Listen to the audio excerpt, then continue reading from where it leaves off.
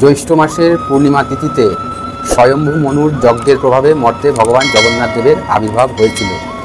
তাই এই তিথিকেই ভগবান জগন্নাথ দেবের জন্মতিথি হিসাবে পালন করার নির্দেশ দিয়েছেন স্বয়ং মনুই।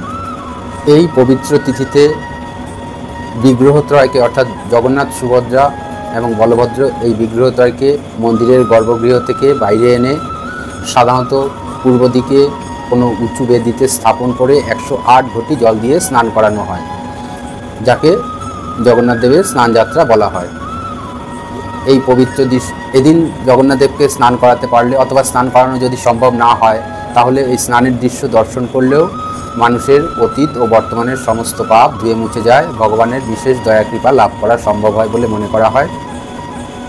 11ই জুন বুধবার 2025, বাংলায় 27শে জ্যৈষ্ঠ বুধবার 1432 বঙ্গাব্দে শ্রী শ্রী জগন্নাথ দেবের স্নানযাত্রা তথা জ্যৈষ্ঠ পূর্ণিমা তিথি শুরু হবে পূর্বদিন, অর্থাৎ 10ই জুন মঙ্গলবার দিবা 11টা 5 পর থেকে, এবং পূর্ণিমা তিথি সমাপ্ত হবে 11ই জুন বুধবার দুপুর 12টা 38। এবার হিন্দুদের দেবদেবীর পূজা পাঠের সঠিক সময়সূচি, পূজার পদ্ধতি, মন্ত্র উচ্চারণ ও লিখিত আকারে নিয়মিত ভিডিও আমার এই চ্যানেলে আপলোড করা হয়, এবং সেই সাথে বিখ্যাত হিন্দু মন্দির, তীর্থস্থান ইত্যাদি বিষয়ে নিয়মিত ভিডিও আমার এই চ্যানেলে আপলোড করা হয়।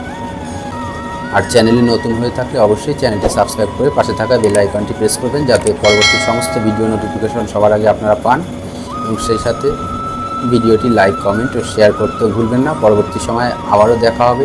ঈশ্বর আপনাদের সকলের মঙ্গল করুক। জয় গুরু।